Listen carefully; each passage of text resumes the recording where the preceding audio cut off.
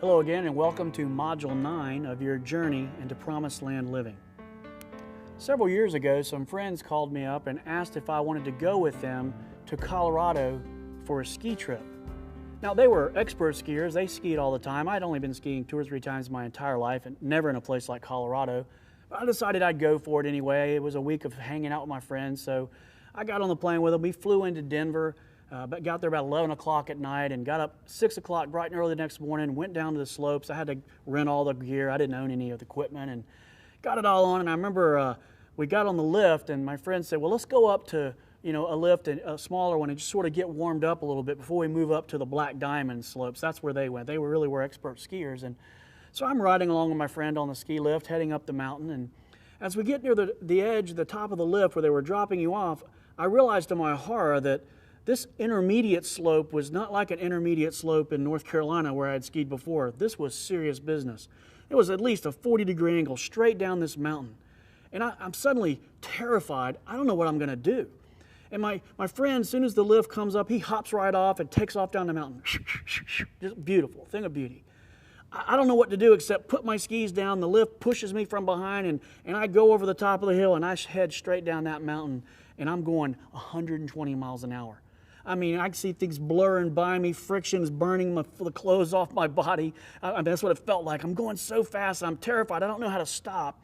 And so I'm trying to figure, what am I going to do? And I decide I'm going to try to slow down my descent by turning to the right and sort of start trying to do what everybody else was doing, that beautiful slaloming back and forth. And as I pushed my skis out, I flipped end over end, and ski poles went one way, skis went the other, and I sort of came to in a moment in a snowbank, and parts of my body are sticking out in different places. And my friends were long gone. They had immediately gone down the mountain. They were having fun. And so I kind of dig myself out of the pile of snow and start gathering up my equipment. And about that time, this little 3-year-old kid on little teeny short skis comes skiing up next to me. No poles, just skiing right on top of the thing, and says, "Hey, mister, you lost your hat," and tosses my hat to me, and then takes off down the mountain. Well, I decide I'm not going to let some little squirt show me up on the ski slope. So I get my gear back on, I pull my hat down, and I kind of drop in place, and I take off down the mountain again. And again, same thing, going too fast, I can't control, bam, crash and burn. All the way down this mountain. This mountain must have been 4 miles long, at least it felt like it. Ski, fall, ski, fall, ski, fall, until I got to the bottom of the mountain. I'm literally crawling. I feel like I'm weigh 1,000 pounds, and I literally feel like I have the flu. I don't know what's going on. I crawl up to where they prop up your skis, those wooden stackers, and I lean my back against it, and I just kind of lay in the snow for about 15 minutes. I can't even get my bearings. I feel so terrible. And I remember I kind of crawled into the restaurant and sat there for 2 or 3 hours, had a little bit of something to eat and drink, trying to get my feeling back. I just felt bad. And what I didn't know was that I had altitude sickness. I didn't know what it was. I didn't know I was supposed to drink a lot of water before. And so anyway, I'm feeling kind of fluey now, but I don't want to waste this day, so I decided I'm going to get back on the slope. So I go out again. And this time I decided to go to a beginner slope, thinking, okay, that'll be easier. Nope, no such luck. Again, straight down the mountain, crash and burn all the way down. Well, I get to near the bottom of that second slope, and suddenly I just really, literally cannot move anymore. And I just lay in the snow and wait to die.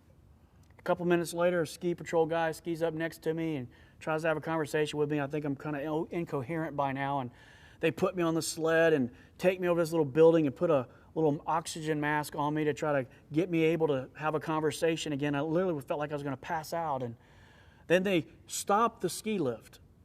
Everybody has to wait while they put me on the ski lift to go down the mountain rather than up the mountain where I could recover in the lodge. And it was a pretty embarrassing moment.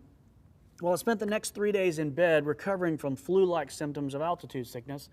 But on the last day, I decided I'm going to give it another try. I just wasn't going to quit. But I decided this time I was going to do it differently. This time I was going to have a goal.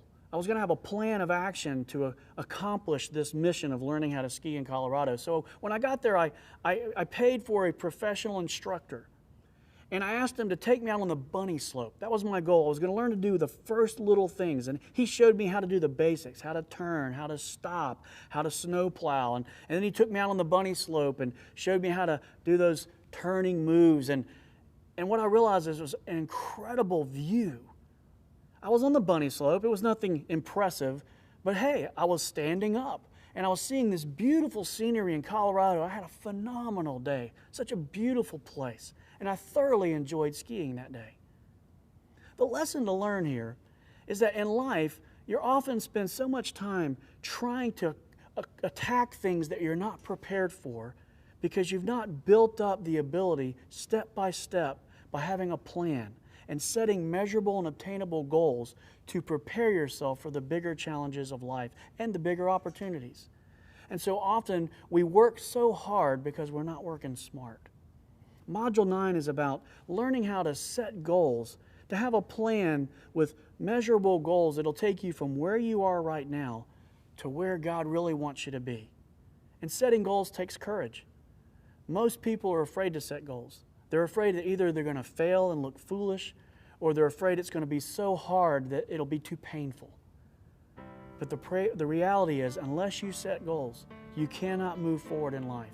That's how it works.